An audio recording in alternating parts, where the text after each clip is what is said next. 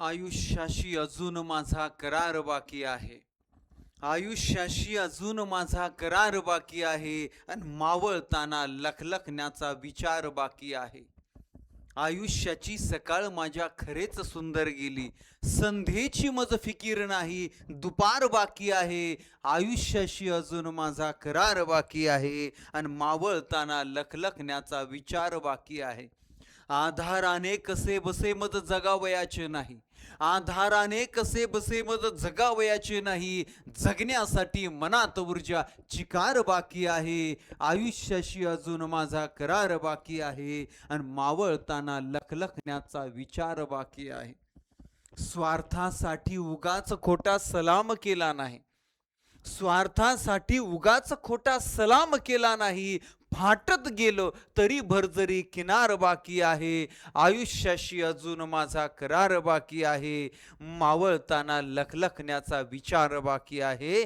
मावळताना लखलखण्याचा विचार बाकी आहे. नमस्कार माझ्या प्रिय शिक्षक बंधू आणि भगिनींना. सर्वच प्रकारच्या स्पर्धा परीक्षेतील आणि अखंड भारतातील माझ्या लाडक्या विद्यार्थी मित्र आणि मैत्रिणींना मी प्राध्यापक मारुती विठ्ठल शेळके आपल्या सर्वांच्या लाडक्या व्यासपीठावर अर्थात शेळके मास्टरमाइंड अकॅडमीच्या या व्यासपीठावर सहर्ष असे स्वागत करीत आहे. जवळजवळ 1:25 होऊन गेलेले आहेत. रात्रीच रायगड वारीला जायचंय. पायी रायगडाच्या दर्शनाला जायचे. 8 दिवसाचा हा पायी प्रवास आहे. रायगडावर गेल्यानंतर छत्रपती शिवाजी महाराजांचं दर्शन, त्यांच्या इतिहासाचं आणि त्यांच्या संघर्षाचं अवलोकन, आणि बाजूलाच महाडला चौदार तळ्याच्या संघर्षाच्या माध्यमातून अखंड आयुष्यभर अन्यायाच्या विरोधात लढणाऱ्या डॉक्टर बाबासाहेब आंबेडकर यांच्या संघर्षाचं दर्शन. हे राष्ट्रपुरुष मला नेहमीच आयुष्यभर प्रेरणादायी ठरलेले आहेत. आणि मी एक तत्व, मी एक मंत्र नेहमी जगत असतो, पाळत असतो. थोर महात्मे होऊन गेले, चारित्र्य त्यांचे पहा जरा. आपण त्यांच्या समान व्हावे, हाच सापडे बोध खरा, हाच सापडे बोध करा. तुम्हाला MPSC असू द्या, TET असू द्या, CTET असू द्या, तलाठी, ग्रामसेवक, आरोग्यसेवक, कुठल्याही परीक्षांसाठी इंग्लिश ग्रामर आणि सगळ्यात महत्त्वाचं इंग्लिश व्हॉकॅब्युलरी. तर इंग्लिश व्हॉकॅब्युलरीचे जे प्रश्न सातत्यानं विचारले जातात, ज्या प्रकारचे प्रश्न सातत्यानं विचारले जातात आणि आपण सातत्यानं फसलो जातो, असे खास अतिशय महत्त्वाचे गेम चेंजर ज्यांना म्हणावं, त्या 40 प्रश्नांचं विश्लेषण आज आपण पाहणार आहोत. आणि या 40 प्रश्नांच्या विश्लेषणातून आपण किमान 400 प्रश्नांची तयारी आपण करून घेणार. चला तर मग एकदा चॅनलवर नवीन असणाऱ्या माझ्या सर्व शिक्षक बांधवांनी, विद्यार्थ्यांनी चॅनलला सबस्क्राईब करा आणि लाईकच्या बटनवर क्लिक करा आणि हे लेक्चर व्यवस्थित समजून घ्या, काळजीपूर्वक समजून घ्या. पहिली गोष्ट तुम्हाला सांगायची की सुमारे 2 महिन्यानंतर TET री एक्झाम होणार आहे, म्हणजे पोस्टपोन झालेली एक्झाम. आणि मग या परीक्षेसाठी, या परीक्षेच्या परिपूर्ण आणि कमी वेळेतल्या तयारीसाठी आपण पेपर 1चा आणि पेपर 2चा फास्ट ट्रॅक रिव्हिजन कोर्स सुरू केलेला आहे, ज्याच्यामध्ये सर्व विषय असणार आहेत. पहिल्या टॉपिक पासून शेवटच्या टॉपिक पर्यंत तुम्हाला ते शिकायला मिळणार आहेत. पहा ओके. तर अशा रीतीनं आणि अशा या कोर्सची फीज सर्व विषयांच्या फक्त 499 आहे. जॉईन करण्यासाठी प्ले स्टोअरला जायचं, Shelke mastermind academy app download करायचं. त्या ॲपमध्ये TET टोटल कोर्स नावाचा फोल्डर आहे. त्या फोल्डरमध्ये गेल्यानंतर तुम्हाला हा कोर्स दिसेल. या कोर्समध्ये जायचं, बाय नाव या ऑप्शनवरून क्लिक करून पेमेंट करायचं आणि माझ्या व्हॉट्सअप नंबरला त्याचा स्क्रीनशॉट पाठवा किंवा मेसेज करा. फक्त TET पेपर 2 सामाजिक शास्त्र असू द्या, नाहीतर गणित विज्ञान असू द्या, याचाही आपण फास्ट ट्रॅक कोर्स टोटल सर्व विषयांचा सुरू केलेला आहे. लवकरात लवकर जॉईन करा.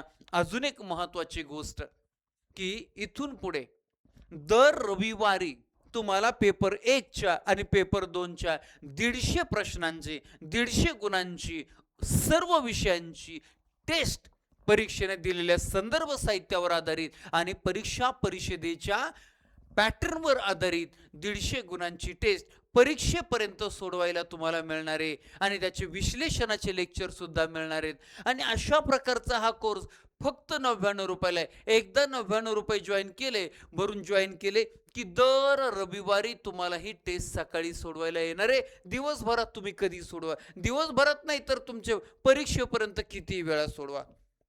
ओके, अशा प्रकारचा हा दुसरा एक प्रकारचा कोर्स सुरू केलाय. आता आहे आपण आपल्या प्रश्नोत्तराकडे. Okay, identify the figure of speech. The wind whisper secrets to the rustling leaves. आता पा द विंड, वारा कुजबुज करतोय. वारा कुजबुज करतोय म्हणजे वारा हा सजीवांप्रमाणे माणसाप्रमाणे त्याचं वर्णन केलंय. आणि जेव्हा अशा प्रकारे की सजीवांप्रमाणे वर्णन केलं जातं, माणसाप्रमाणे एखाद्या निर्जीव वस्तूचं वर्णन केलं जातं, त्याला पर्सोनिफिकेशन म्हणतात, चेतना गुणोक्ती. आणि म्हणून आपलं उत्तर आहे ऑप्शन नंबर 2, पर्याय क्रमांक 2. सिमिली म्हणजे काय तर ॲज आणि लाईकचा वापर करून आपण उपमा देत असतो. हायपरबोल म्हणजे अतिशयोक्ती, बरोबर. आणि ऑक्सिमोरॉन म्हणजे काय, जरा पुढं भेंडी फुटन म्हणून आत्ता सांगत नाही, पुढच्या प्रश्नांमध्ये तुम्हाला सांगतोय. नेक्स्ट, पुढचा प्रश्न. Which of the following is a correct synthesis of this sentences. बर, वाक्य एकत्रीकरण करून दिलेले, त्यातलं कोणता पर्याय बरोबर आहे. आपल्याला वाक्य दिलेलं आहे एकत्र करायला. ही इज व्हेरी वीक हे एक वाक्य, आणि दुसरं ही कॅनॉट रन फास्ट. म्हणजे आता पहा, याचा जर अर्थ आपण लावायचा म्हटला की तो खूप थकलेला आहे आणि त्याच्यामुळे त्याला जोरात पळता येणार नाही. अशा प्रकारचं अर्थाचं आपल्याला एकत्रित असणारं वाक्य पाहायचंय. He is too weak to run fast. अगदी बरोबर आहे. दुसरे पाहूया, he is so weak that he cannot run fast. हे सुद्धा बरोबर आहे. Being very weak he cannot run fast. तीनही बरोबर आहेत. मग चौथा काय, all of the above are correct. अगदी बरोबर आहे. ऑप्शन नंबर 4, चारही बरोबर आहेत. पहा, चारही बरोबर आहेत आणि म्हणून आपलं उत्तर आहे ऑप्शन नंबर 4. तीनही बरोबर आहेत म्हणून 4 नंबर. पुढे पहा, identify the figures of speech. आले आता फिगर ऑफ स्पीच. ओ ग्रेव, हाक मारली, अरे मित्रा, जसं तशा पद्धतीने. Where is the victory, where is the victory. O death, where is the sting. मृत्यूच्या समोर किंवा एखाद्या निर्जीव वस्तूच्या समोर आपण त्याला संबोधून काहीतरी बोलतोय, त्याला हाक मारून काहीतरी बोलतोय, ते समोर आहे असं संबोधून बोलतोय, त्याला संबोध अलंकार म्हणजे ॲपॉस्ट्रॉफी असं म्हणतात. ॲपॉस्ट्रॉफी ऑप्शन नंबर 1 आपल्या प्रश्नाचं उत्तर आहे.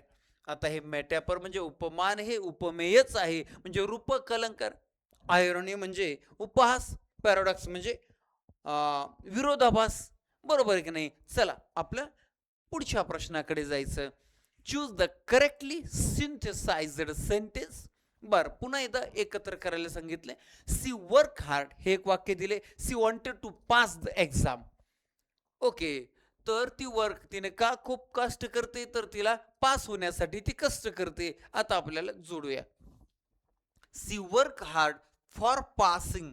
फॉर पासिंग, फॉर हे प्रिपोजिशन अशा प्रकारे कंजंक्शन म्हणून वापरलं जात नाही, तर हे बरोबर येणार नाही. She work hard to pass the exam. हा, टू बरोबर आहे. Yes, she work hard so she could pass the exam. अगदी बरोबर आहे. सी सुद्धा बरोबर आहे आणि बी सुद्धा बरोबर आहे आणि म्हणून आपलं उत्तर आहे both B and C are correct. Okay, synthesis वरती हे प्रश्न आहेत. पहा पुढे, आयडेंटिफाय रेटॉरिकल क्वेश्चन. वक्तृत्व प्रश्न ज्याच्यातून उत्तराची अपेक्षा नसते, मात्र आपल्या मुद्द्यावर आपला मुद्दा प्रभावी पद्धतीने मांडण्यासाठी अशा प्रकारचा प्रश्न विचारतात. मग पहा, व्हॉट टाइम इज इट, किती वाजले असा वेळ. इथं तर उत्तराची अपेक्षा आहे. आता किती वाजलेले, जवळपास 1:40 होत आलेत, बरोबर. हु नोज द आन्सर, कुणाला उत्तर माहिती आहे, हा सुद्धा प्रश्न आहे आणि याच्या उत्तराची अपेक्षा, याच्यातून उत्तर मिळतंय म्हणजे हा रेटॉरिकल क्वेश्चन आहे. उत्तर मिळत नसतं रेटॉरिकल क्वेश्चन मधून. Can a leopard change its spots. बिबट्या, वाघ काय असेल तो त्याच्या अंगावरचे टिपके जो आहे तो बदलू शकतो का? बदलू शकतो का? नाही बदलू शकत. तर तिथं उत्तराची अपेक्षाच नाही, माहिती नाही बदलू शकत. फक्त आपल्या मुद्द्यावर फोकस करण्यासाठी, आपला मुद्दा प्रभावी मांडण्यासाठी असा प्रश्न विचारलाय आणि हाच रेटॉरिकल क्वेश्चन आहे option number C. Where are you going? तू कुठं चाललेला आहे? याच्यातून उत्तर द्यावं लागणारे उत्तराची अपेक्षा आहे. ऑप्शन नंबर सी 3 नंबरचा ऑप्शन आहे. Next, identify the figure of speech the silence was defending. The silence was defending. मी मगाशी तुम्हाला सांगितलं होतं ऑक्झिमोरॉन सिक्रेट ठेवतो तर एका वाक्यात किंवा एका शब्दसमूहामध्ये दोन परस्पर विरोधी शब्द आले तर त्याला ऑक्झिमोरॉन असं म्हणतात. आणि इथं दोन, द सायलेन्स, सायलेन्स शांत, आणि डिफेंडिंग डिफेंडिंग डिफेंडिंग बहिरे. तर अशा रीतीनं दोन विरोधी शब्द इथं आलेले आहेत म्हणून ऑक्झिमोरॉन.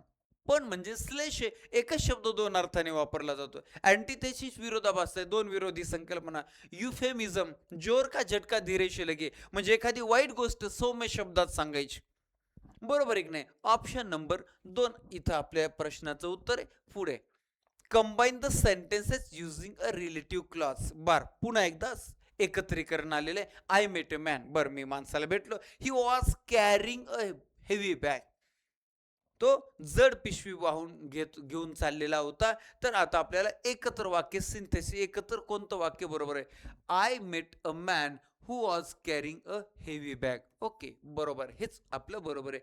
पुढचे वाचू तर काय चुकलंय? I met a man and he was carrying, नाही, हे कंपाऊंड सेंटेन्स आहे, याचा विषय नाही. The man I met was carrying a heavy bag. The man I met was carrying a heavy bag, हे सुद्धा बरोबर दिसतंय. म्हणजे both A and C are correct. Yes, option number D is correct option. Next, identify the figure of speech the err is human. चुकतो तो मनुष्य, to forgive divine.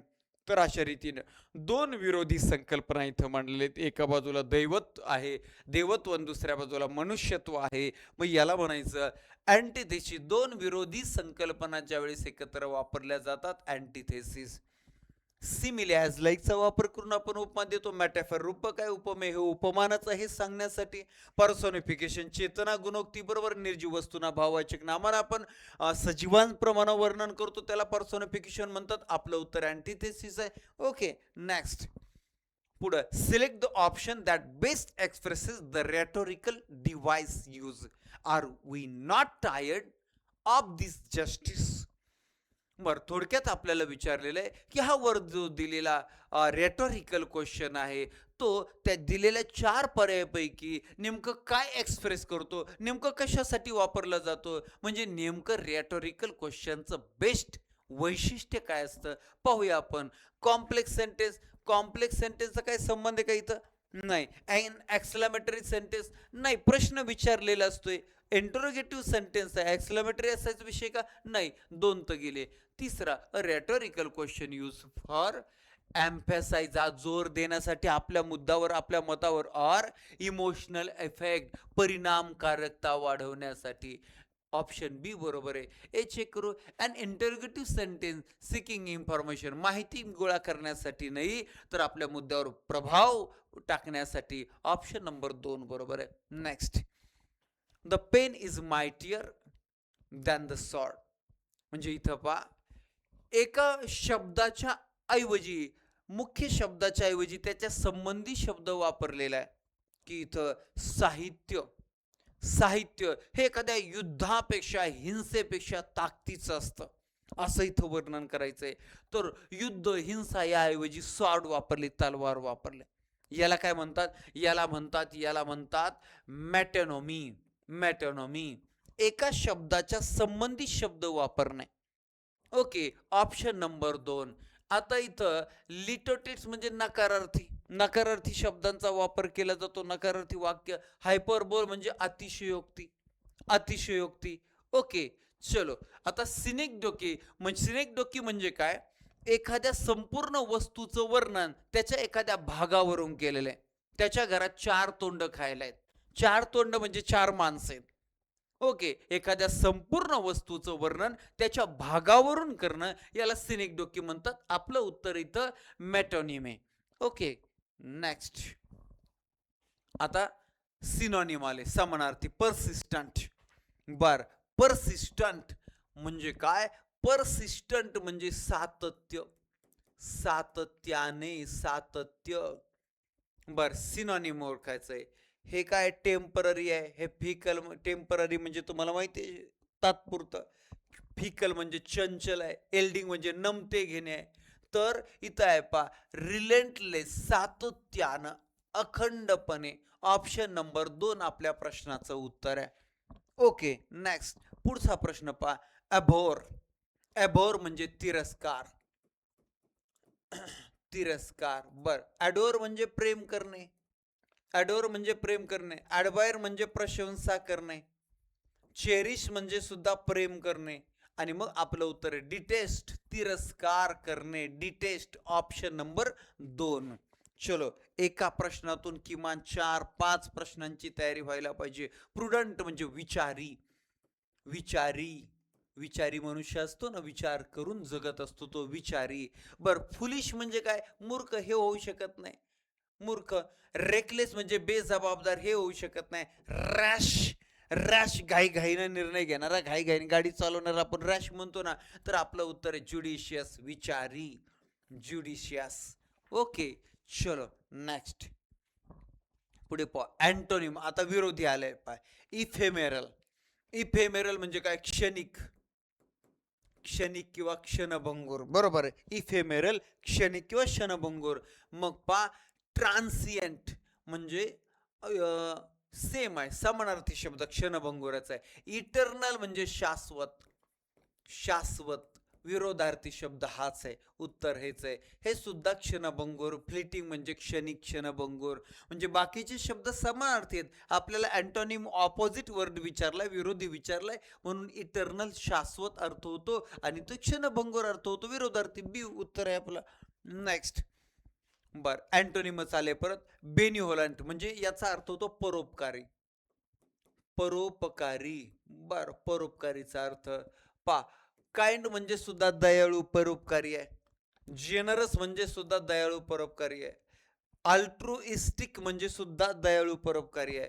मात्र malignant, option number 2 इथं म्हणायचं दुष्ट, क्रूर, वाईट. ऑप्शन नंबर 2 आपल्या प्रश्नाचं उत्तर आहे पा.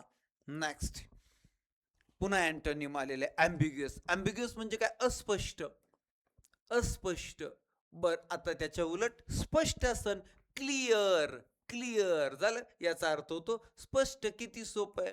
मग वॅग्यू, ऑब्स्क्युअर, अनसर्टन हे अनिश्चित, अस्पष्ट असतात. म्हणजे बाकीचे शब्द या शब्दाचे समानार्थी शब्द होऊ शकतात. क्लिअर मात्र त्याला ऑपोजिट होतोय पा. नेक्स्ट. पुढे पा, अ पर्सन हू हेट्स. आता वन वर्ड सबस्टिट्यूशन आलं. A person who hates mankind, मनुष्य जातीचा तिरस्कार करणारा, मानव जातीचा तिरस्कार करणारा. पा, मिसॅन्थ्रोप. हे उत्तर आहे आपलं, misanthrope. Option number C. Misogynist म्हणजे स्त्रीद्वेष्टा, स्त्रीचा द्वेष करणारा, स्त्रीद्वेष्टा. बर, फिलॅन्थ्रोपिस्ट म्हणजे मानव जातीवर प्रेम करणारा, म्हणजे उलट आहे इथं, मानव जातीवर प्रेम करणारा. ऑप्टिमिस्ट म्हणजे आशावादी, ऑप्टिमिस्ट म्हणजे आशावादी. मात्र आपलं उत्तर आहे मनुष्य जातीचा द्वेष करणारा, misanthrope. Next. The study of insect, कीटकांचा अभ्यास करणारा. नेहमी नेहमी येणारे प्रश्न आहेत पण लक्षात ठेवा. कीटकशास्त्र म्हणायचं. आता ही इकॉलॉजी म्हणजे काय? इकॉलॉजी म्हणजे पर्यावरण शास्त्र. इकॉलॉजी बरोबर, पर्यावरण शास्त्र. बर, एंटोमॉलॉजी म्हणजे कीटकशास्त्र. ऑप्शन नंबर 2 आपल्या उत्तर.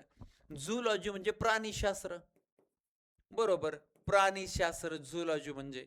जिओलॉजी म्हणजे भूगर्भशास्त्र, भूगर्भशास्त्र. बरोबर. तर आपलं उत्तर आहे ऑप्शन नंबर 2 कीटकशास्त्र. Next. One who knows everything, असा व्यक्ती ज्याला सर्व माहिती, सर्व ज्ञात, सर्व ज्ञात. मग काय पा, ओमनिसेंट म्हणजे सर्वज्ञात. ओमनिसेंट म्हणजे सर्वज्ञात, सर्व माहिती असणारा. आपलं उत्तर एकच आहे. मग ओमनिपोटेंट म्हणजे सर्व शक्तिमान. काय? सर्व शक्तिमान. सर्व शक्तिमान. बर. ओमनी प्रेझेंट म्हणजे सर्वत्र, सर्वत्र हजर असणारा. प्रेझेंट सर्वत्र. बर. स्कॉलर म्हणजे विद्वान, हुशार. बरोबर की नाही? आपलं उत्तर मात्र ऑप्शन नंबर एकच आहे, सर्व ज्ञात, सर्व माहिती असणारा.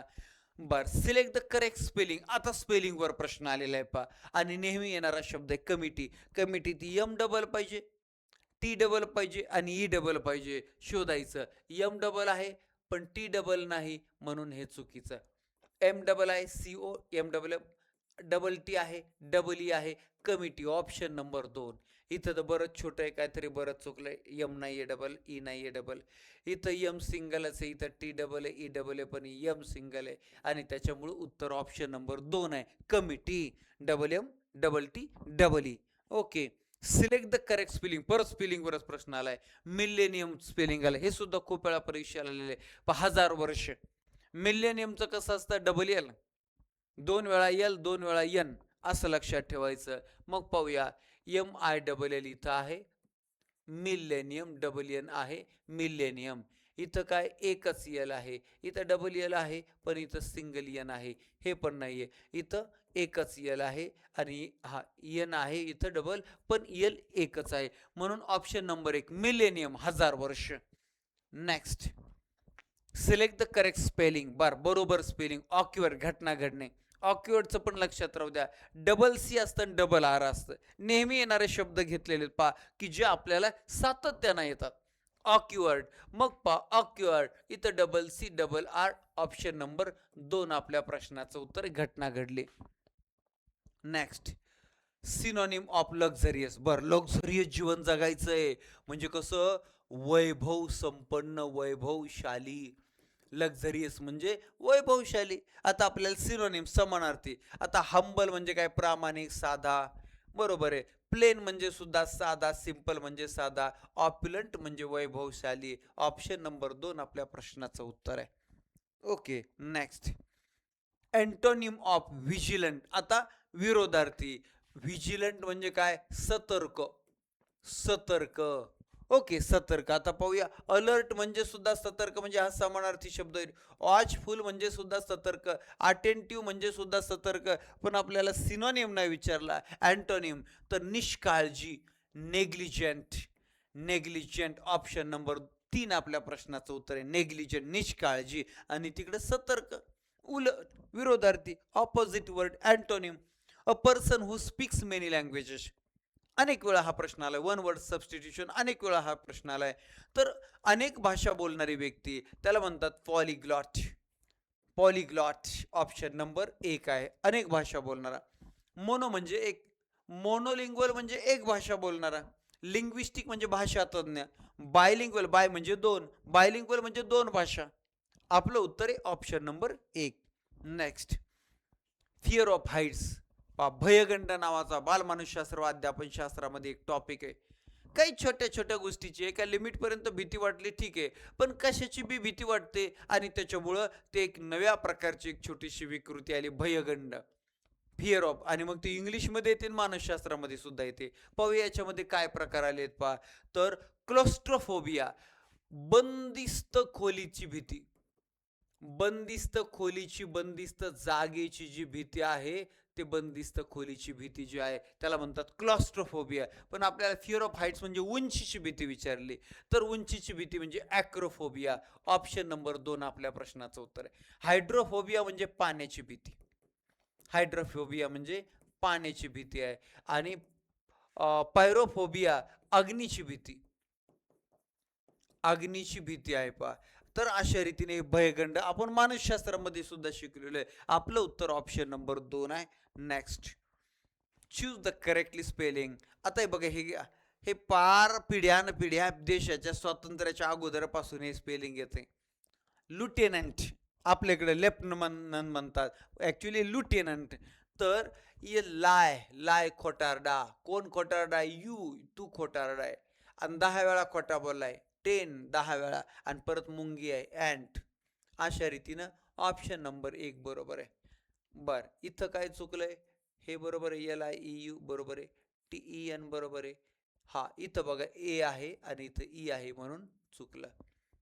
इथं तर सुरुवातीला चुकलं, इथंही सुरुवातीला चुकलं. ऑप्शन नंबर एकच, लुटेनंट लेफ्टनंट. पुढे choose the correctly spell word. बर सेपरेट, साधं सोपं सेपरेट विचारलंय पा. बर सेपरेट, ESC बरोबर आहे, SC बरोबर आहे, SC बरोबर आहे, SC बरोबर आहे. PA बरोबर आहे, इथं PE आलं चुकलं, PE आलं चुकलं, इथं PR आलं चुकलं. सेपरेट ऑप्शन नंबर एकच उत्तर आहे, सेपरेट. सेपरेटचं स्पेलिंग लक्षात राहू, SCPARAT. फार फसवणारे शब्द आहेत पा. Rearrange the letters. बापरे, लेटर्स तर लईच मोठे आलेत. 1 2 3 4 5 6 7 8 9 10. 10. बर मिनिंगफुल इथं आलंय का काय मिनिंगफुल? हे डिपार्टमेंट दिसतंय. डिप याचा काय अर्थ वाटत नाही. डिपार्टमेंट, डिपार्टमेंट हे शब्द चुकलाय. डिप पेन नाही, हे बी चुकलंय. हे काय डिपार्टमेंटच असेल हा एक शब्द. 1 2 3 4 5 6 7 8 9 10. यस, अर्थपूर्ण एवढा शब्द डिपार्टमेंट. Department, DEPARTMENT.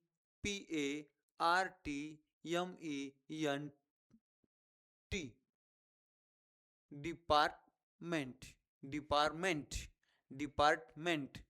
बर टी तर एकदाच आहे, टी एकदाच आहे का? 1 2 3 4 5 6 7 8 9 10. 10 अक्षर इथं. बर 1 2 3 4 5 6 7 8 9 10. D E P A depart MEN. हा आता इथं ए डबल आलेला आहे. बाय चान्स या एच्या ऐवजी टीची अपेक्षा असायला पाहिजे, तर ते डिपार्टमेंट. पण इथं अर्थपूर्ण एवढा शब्द आहे, त्याच्यामुळं ऑप्शन नंबर एकच उत्तर. पण वर तशा पद्धतीने टी डबल पाहिजे होता. What is the sound of donkey? आता हे प्राण्यांचे आवाज पण परीक्षेला येतात. गाढवाचा आवाज ब्रे. गाढवाचा आवाज कसा आहे? ब्रे. ऑप्शन नंबर एक. ह्या घोड्याचा आवाज ने, बकरीचा आवाज ब्लीट, सापाचा आवाज हिस. ऑप्शन नंबर एक आपल्या प्रश्नाचं उत्तर आहे. Next, what is the sound of snake? सापाचा फुस, हिस हिस. ऑप्शन नंबर दोन. हे ग्रोल म्हणजे वाघ सिंहाचा आवाज आहे. बज म्हणजे आपल्या मधमाशीचा आहे. पक्ष्याचा चिर्प.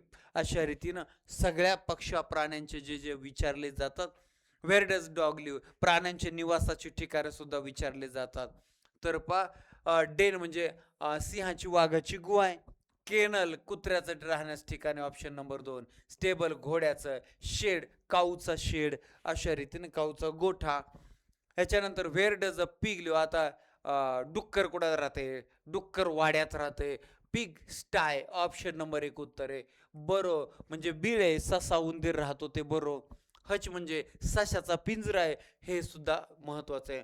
आणि कोंबड्याचं खुराडं म्हणजे हुप आहे. आपलं उत्तर ऑप्शन नंबर एक आहे, पर्याय क्रमांक एक आहे. Next, baby of a frog. आता प्राण्यांच्या पिल्लांना काय म्हणतात हे सुद्धा परीक्षेला विचारलं जातं. Baby of a frog. फ्रॉगच्या पिल्ल्याला टॅडफॉल म्हणतात, टॅडफॉल. ऑप्शन नंबर एक. हे कब. सिंहाच्या पिल्ल्याला फॉन, हरणाच्या पिल्ल्याला पब, कुत्र्याच्या पिल्ल्याला. आपलं उत्तर ऑप्शन नंबर एक. Next, baby of a butterfly. फुलपाखराच्या पिल्ल्याला. आता फुलपाखराचं पिल्लू म्हणजे छोटं फुलपाखरू नसतं, तर आळी असती, आणि त्या आळीला कॅटरपिलर म्हणतात. कॅटरपिलर. ऑप्शन नंबर दोन आपल्या प्रश्नाचं उत्तर. खरं तर लार्वा म्हणजे पण आळी, पण ती फुलपाखराचं छोटं पिल्लू त्याला म्हणत नाही. हॅचलिंग किंवा निम्फ हे सुद्धा अंड्यातून बाहेर आलेले प्राणी असा त्याचा अर्थ होतो. पण आपलं उत्तर कॅटरपिलर म्हणजे फुलपाखराची आळी. Next, synonym of ancient. Ancient म्हणजे काय? Ancient history of India. भारताचा प्राचीन इतिहास. बरोबर आहे. अँशियंट म्हणजे प्राचीन. मग मॉडर्न म्हणजे आधुनिक आहे, हे उलट आहे. आर्केक म्हणजे प्राचीन आहे, अगदी बरोबर आहे. ऑप्शन नंबर दोन. रिसेंट म्हणजे नुकतेच, म्हणजे ते सुद्धा नवं आहे. न्यू म्हणजे पण नवं आहे. तर अशा रीतीनं आपल्याला समानार्थी शब्द विचारले होते. समानार्थी शब्द ऑप्शन नंबर 2 आहेत आणि बाकीचे 3 विरोधार्थी म्हणूया आपण. Next, antonym of stubborn. बर, स्टबर्न म्हणजे हट्टी, हेच पाहिजे, हट्टी, अशा प्रकारे दुराग्रही. फर्म म्हणजे सुद्धा हट्टीच आहे, रिजिड म्हणजे हट्टी आहे, ऑब्स्टिनेट म्हणजे हट्टी आहे. हे 3 समानार्थी शब्द होऊ शकतात. मात्र फ्लेक्झिबल म्हणजे लवचिक आहे, ऍडजस्ट करतोय, ऑप्शन नंबर 2 विरोधी शब्द आहे, बाकीचे 3 समानार्थी शब्द आहे. बरं, one who studies the stars. बरं, ताऱ्यांचा अभ्यास करणारे खगोलशास्त्रज्ञ म्हणतात त्याला, म्हणजेच astronomer, option number 1 Galileo, Kepler, Copernicus. बरोबर. आता हे ॲस्ट्रोलॉजर काय, हे ज्योतिषशास्त्र. जिओलॉजिस्ट म्हणजे काय, भूगर्भशास्त्राचा अभ्यास करणारे. बायोलॉजिस्ट म्हणजे जीवशास्त्रज्ञ. आपलं उत्तर आहे option number 1. Next, correct spelling, पुन्हा स्पेलिंग आलंय, मेंटेनन्स.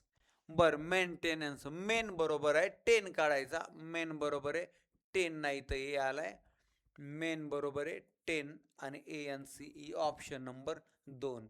मेन बरोबर आहे, ई नाही आला, मेन चुकलंय, ऑप्शन नंबर 2 बरोबर आहे. मेंटेनन्स, देखभाल, मेंटेनन्स. ओके, पुढे, बेबी ऑफ गोट, बकरीचं पिलू आलं. आता बेबी ऑफ, बकरीच्या पिलाला किड म्हणतात, ऑप्शन नंबर 1 उत्तर आहे. मेंढराच्या पिलाला लॅम म्हणतात, गायीच्या पिलाला काप म्हणतात, घोड्याच्या पिलाला फोल म्हणतात.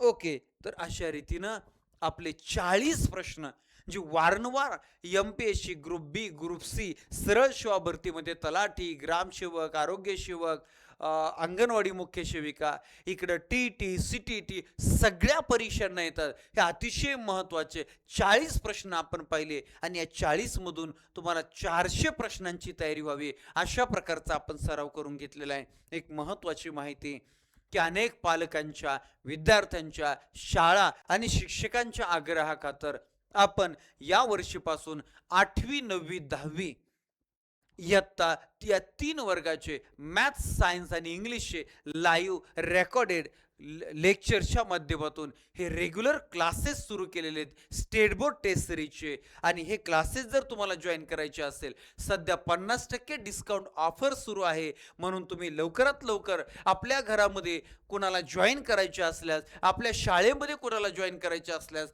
अवश्य सांगा. अगदी फार अत्यल्प महिन्याभराच्या फी मध्ये संपूर्ण वर्षभराचा कोर्स, संपूर्ण वर्षभराचा क्लास तुम्हाला यामध्ये मिळेल. आणि हे जॉईन करण्यासाठी काही डिटेल माहिती आवश्यक असल्यास या 3 पैकी कुठल्याही नंबरवरती व्हॉट्सअपला मेसेज करा किंवा डायरेक्ट मास्टरमाइंड स्कॉलरशिप अकॅडमी हे ॲप डाउनलोड करा आणि त्यामधून तुम्ही ते जॉईन करू शकता. याचबरोबर आपल्या मास्टरमाइंड स्कॉलरशिप अकॅडमी या ॲपमध्ये 4थी स्कॉलरशिप असेल, 7वी स्कॉलरशिप असेल, 5वी नवोदय असेल, 8वी NMMS असेल, याही स्कॉलरशिपच्या क्लासेस सुरू आहेत वर्षभरासाठी अतिशय माफक दरामधल्या फीसह.